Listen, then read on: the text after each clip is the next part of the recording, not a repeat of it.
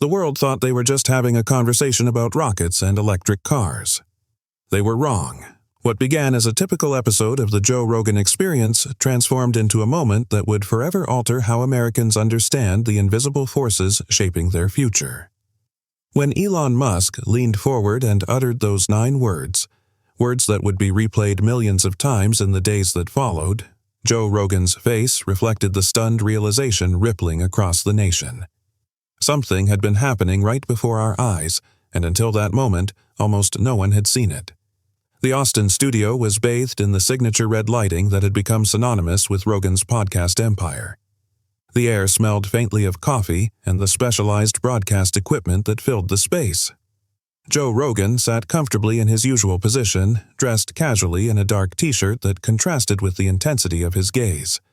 The podcast host moved with the easy confidence of someone who had conducted thousands of hours of conversations, his muscular frame relaxed but attentive.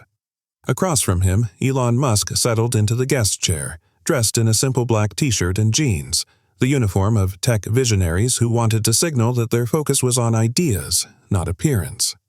His expression carried that familiar mixture of analytical distance and boyish enthusiasm that had become his trademark in public appearances. The Tesla and SpaceX CEO fidgeted slightly with the microphone, a small gesture that humanized one of the world's wealthiest men. "Good to have you back, man," Joe began, his voice carrying that distinctive gravel that millions of listeners had come to recognize. "It's been a while." "Always good to be here," Elon replied with a slight nod. "Your conversations go places others don't." The first hour unfolded as listeners might have expected. They discussed SpaceX's recent launches, the challenges of scaling battery production, and Elon's typically unconventional takes on social media. Joe asked about Mars colonization timelines. Elon shared updates on Neuralink's brain-machine interface progress. The conversation flowed with the organic rhythm that had made Rogan's podcast the most influential platform of its kind. Then, about 70 minutes in, Joe asked what seemed like a casual transition question. "You've been talking recently about AI safety concerns. Is that still keeping you up at night?" There was a brief pause, just a moment of silence that would have been unremarkable in any other context. But something shifted in Elon's demeanor. His posture straightened almost imperceptibly. His gaze, which had been animated and often darting around the studio, suddenly focused with unusual intensity. "Actually," he said, his voice taking on a more measured cadence, "something is happening right now that concerns me more immediately than general AI risk. Something that's already affecting millions of Americans without their awareness." Joe leaned forward slightly, sensing the shift. "What do you mean?" "For the past 18 months, Elon continued, I've been tracking the deployment of what I can only describe as cognitive infrastructure, a system of technologies designed not just to monitor human behavior, but to systematically modify it at scale." Jamie, Joe's producer, who typically remained in the background managing the technical aspects of the broadcast, glanced up from his computer. Even young Jamie, who had witnessed countless controversial conversations unfold in this studio, seemed to sense that something unusual was happening. "You're talking about social media algorithms?" Joe asked, his brow furrowing slightly. "We've discussed those manipulation patterns before." "This goes far beyond social media," Elon replied, shaking his head. "What I'm describing is a multi-layered system that integrates digital, physical, and even biological elements to influence human cognition and decision-making at a fundamental level." Joe sat back slightly, his expression shifting from curiosity to something more serious. "That sounds like sci-fi territory." 6 months ago, I would have agreed with you," Elon said, his voice remaining steady. "But what we've uncovered through our research at Neuralink and observations at my other companies points to something that's already operational. Not future tech, present reality." The studio seemed to grow quieter, the usual ambient sounds, the hum of equipment, the subtle movements of the production team, fading into the background as both men leaned into a conversation that had suddenly veered into unexpected territory. "You're saying there's some kind of mind control system already active?" Joe asked, a hint of skepticism evident in his tone, though he remained open. "Not mind control, that's too simplistic," Elon clarified. "I'm talking about influence architecture that operates below the threshold of conscious awareness. A system that shapes perception, creates preference illusions, and gradually modifies behavior without triggering the natural resistance that comes with obvious coercion. Joe rubbed his hand across his jaw, processing this. So, who's behind this system? Government? Big tech? That's what makes this particularly concerning, Elon said, pausing briefly. It's not a single entity. It's a convergence of technologies developed by separate organizations that have now begun to function as an integrated system. Some components were developed for advertising, others for security applications, and others for public health messaging. But they're interacting in ways their creators didn't anticipate, or at least that's what most of them claim. Young Jamie had completely stopped what he was doing now, his attention fully captured by the conversation unfolding a few feet away. "Give me a concrete example," Joe pressed. "What exactly are we talking about here?" Elon took a deep breath and then spoke the 9 words that would be replayed, analyzed, and debated for months to come. They've figured out how to hack human attention and perception. The statement hung in the air, deceptively simple yet profound in its implications. Most people think attention is something they control, that they choose what to focus on, Elon continued. But the science shows that attention is highly susceptible to external direction. What these systems have mastered is the ability to guide attention patterns across entire populations, creating shared blind spots and focus areas that shape collective behavior. Joe leaned back, his expression a mixture of fascination and concern. "And perception? What do you mean by hacking that?" "Our brains don't process all available information. They can't. We sample reality, reconstructing a working model based on limited inputs," Elon explained, his hands moving with increasing animation. "These systems have mapped the rules governing that reconstruction process. They can now insert or remove elements from our perceptual field without triggering our awareness that manipulation is occurring." This was the moment, the turning point, when what might have been dismissed as theoretical speculation became something more unsettling. Joe's typical approach would have been to introduce a note of humor, to break the tension with a well-timed joke or personal anecdote. But the gravity in Elon's voice, the precision of his terminology, the steady certainty with which he spoke, it all demanded a different response. "Elon," Joe said, his voice quieter than usual, "you're describing something that affects everyone watching or listening to this right now. How is this not the only thing people are talking about?" "That's the insidious brilliance of it," Elon replied. "The system includes self-preservation mechanisms, cognitive filters that make this type of information more difficult to process or share effectively. When someone tries to explain it, the explanation itself gets categorized as conspiracy thinking or technological paranoia." Joe frowned. "But you're Elon Musk. If you can't get people to listen to concerns about technology, who can?" "I've tried through conventional channels," Elon said, a hint of frustration finally breaking through his composed exterior. "Each time, the information gets morphed, contextualized, or simply buried beneath waves of unrelated content. That's why I wanted to come here. 3 hours of unfiltered conversation that millions of people experience directly, not through interpretive layers." The production team's area was unusually still.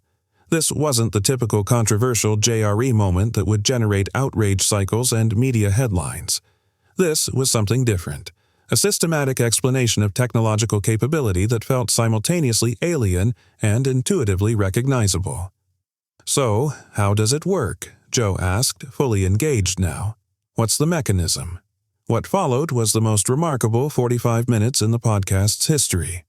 With methodical precision, Elon explained how various technologies, some known publicly, others developed in corporate research labs, had converged to create unprecedented capabilities for perception management. He described high-frequency visual stimulation techniques that could bypass conscious processing, contextual information filtration systems that created customized reality tunnels, and ambient sound modulation that influenced emotional states without entering conscious awareness. Most disturbing was his explanation of what he called attentional herding, the ability to synchronize focus across large populations, directing collective attention toward specific targets while creating shared blind spots around others. "We noticed it first in the deployment of autonomous vehicle safety features," Elon explained. "When testing perceptual systems that help cars identify road hazards, we discovered anomalous patterns in human attention that couldn't be explained by natural perceptual tendencies. Further investigation revealed signatures of external influence, subtle but measurable alterations in how people were processing their visual environments."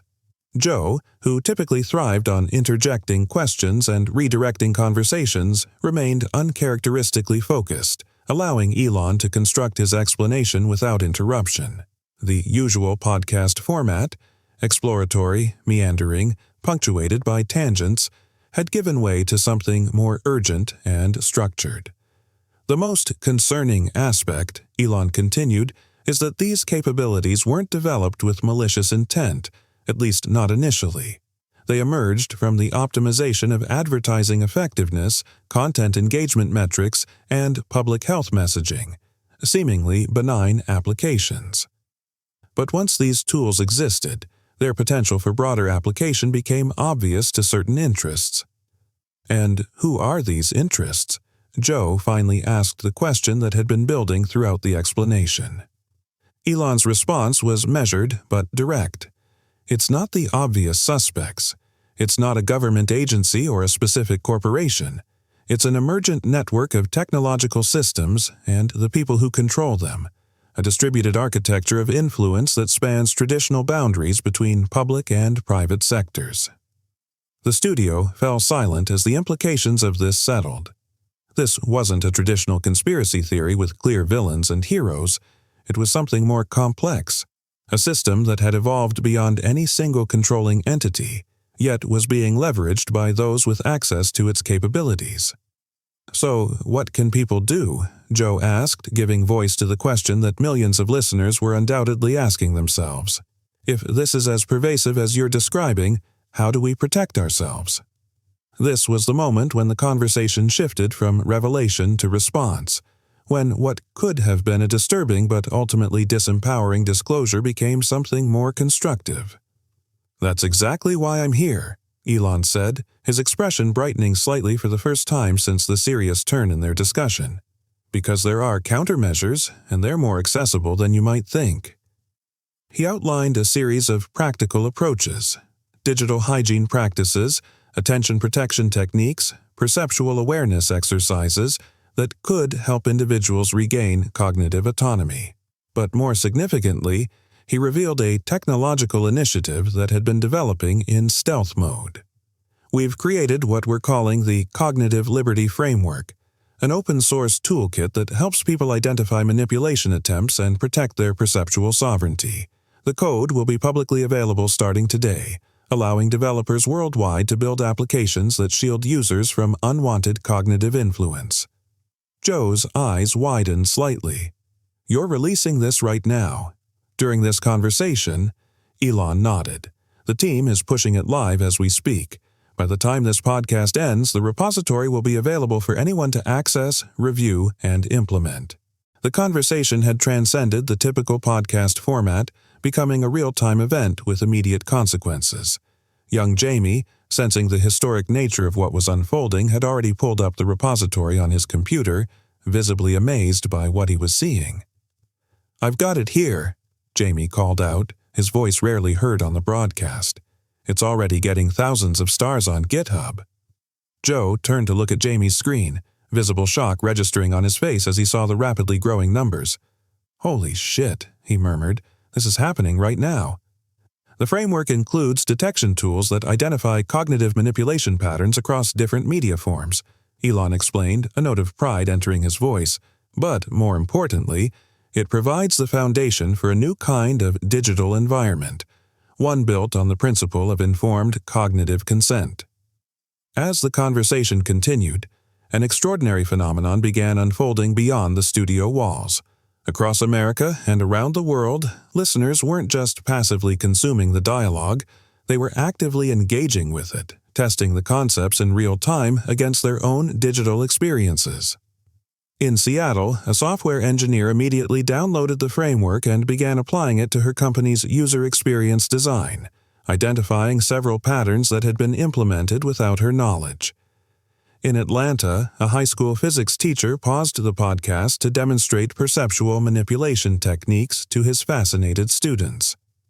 In rural Nebraska, a farmer sitting in his combine listened intently, suddenly understanding the strange compulsive quality he'd noticed in his social media use over recent months. The podcast concluded after nearly 4 hours, one of the longest episodes in the show's history. As the closing music began to play, Joe looked directly at Elon with an expression of profound appreciation. "I've been doing this show for over a decade," he said, "and I'm not sure we've ever had a conversation that matters more than this one. Thank you for having the courage to bring this here."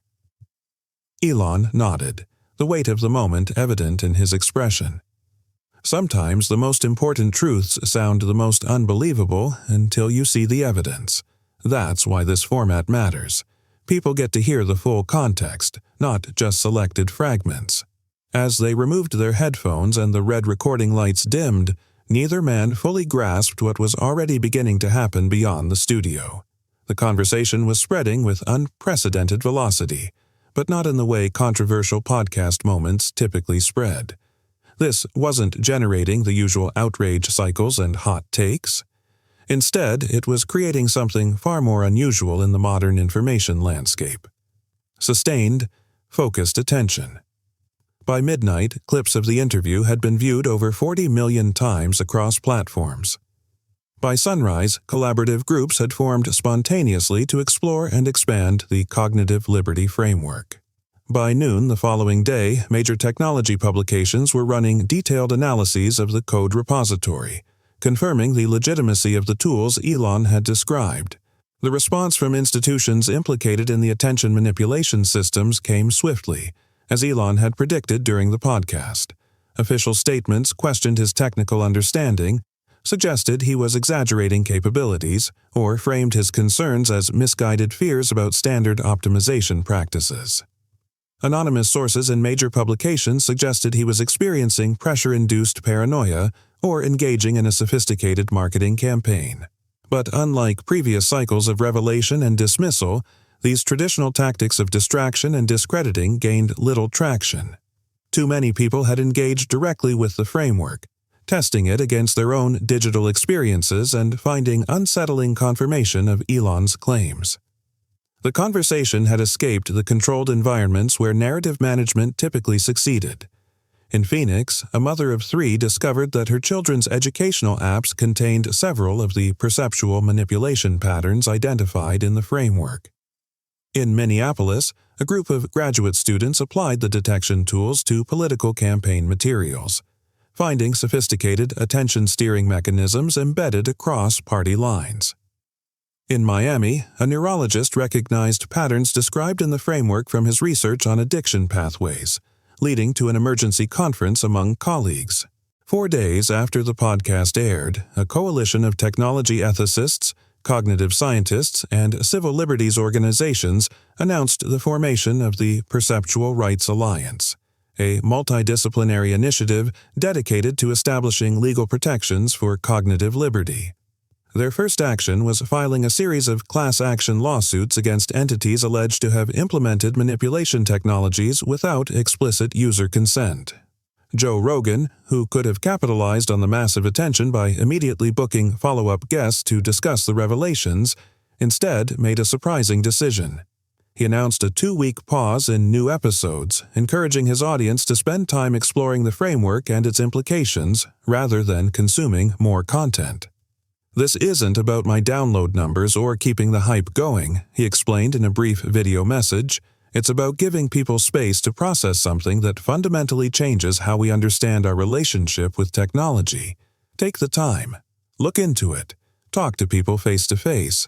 I'll be back when we've all had a chance to digest what this means." The pause itself became a powerful statement, a recognition that some realizations require space for integration, not just more information.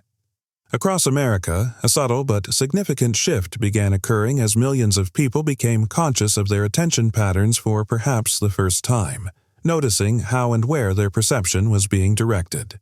Meanwhile, Elon faced significant professional pressure. Several major advertisers paused campaigns across his companies. Regulatory inquiries were suddenly accelerated. Financial analysts issued concerning revisions to Tesla and SpaceX valuations. Yet, he remained publicly consistent, making himself available for detailed interviews with technical publications to explain the framework and its implications. 3 weeks after the podcast, something remarkable happened in Washington. A bipartisan group of senators introduced the Cognitive Liberty and Transparency Act, legislation that would require explicit disclosure of perception-influencing technologies and guarantee individuals' right to access manipulation-free information channels. The bill's co-sponsors, typically opposed on most issues, stood together at a press conference, united by concern over what one senator called the most fundamental form of privacy, the privacy of our thoughts.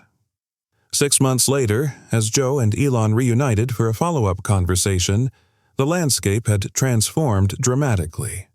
The Cognitive Liberty framework had evolved into a comprehensive ecosystem of tools, with millions of contributors expanding its capabilities. Major platforms had been forced to create perception-transparent versions of their services, free from the manipulation techniques that had previously been standard practice. Educational initiatives about attention protection had been implemented in school systems across the country. If you had told me a year ago that we'd be sitting here discussing the Cognitive Rights Amendment, Joe said, shaking his head in amazement, I would have said you were out of your mind. Yet here we are. Elon smiled, a genuine, unguarded expression rarely seen in his public appearances. The technology to influence human perception developed faster than our awareness of it. All we did was close that gap, giving people the knowledge and tools to make informed choices about their cognitive environment. But that's everything, Joe replied. You can't consent to something you don't know is happening. The second conversation reached an even larger audience than the first, but its nature was fundamentally different. Where the original disclosure had been shocking, this discussion focused on the remarkable speed with which awareness had translated into action. Americans across political, cultural, and economic divides had found common ground in the basic principle that each person deserved sovereignty over their own perceptual experience. The movement sparked by that fateful podcast conversation continues to evolve today. The technical systems designed to manipulate attention and perception haven't disappeared. In some ways, they've grown more sophisticated in response to detection efforts. However, their effectiveness has been permanently diminished by widespread awareness of their existence and mechanisms. Perhaps most importantly, a new framework for evaluating technological impact has emerged, centered around a simple but profound question. Does this innovation enhance or diminish human cognitive liberty?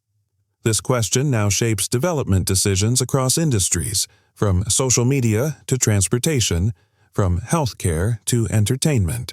As for Joe Rogan and Elon Musk, their willingness to engage in an honest, unfiltered conversation about a difficult truth has cemented their place in the history of technology ethics. Neither man claims credit for the movement that followed. As Elon noted in their follow-up discussion, all we did was create a space where an important truth could be spoken and heard. The response came from millions of people who recognized what was at stake and chose to act. The story of that conversation and its aftermath offers a powerful reminder. In an age of unprecedented technological complexity, sometimes the most revolutionary act is simply speaking clearly about what is happening right before our eyes. For those watching this video who lived through this remarkable period, we'd love to hear your perspective. How did learning about perceptual manipulation systems change your relationship with technology? What tools or practices have you found most effective in protecting your cognitive sovereignty? And what aspects of the Cognitive Liberty framework do you find most valuable in your daily digital life? Like and subscribe to join our growing community of people committed to understanding the complex relationship between technology and human perception. Hit the notification bell to stay updated on our continuing coverage of cognitive liberty developments and new protection strategies as they emerge. Remember, every comment you share helps spread awareness about these critical issues. Your voice matters not just in sharing your experience, but in helping others recognize patterns of influence in their own lives. Together, we're building a future where technology serves human flourishing rather than human exploitation. And that future begins with conversations like this one.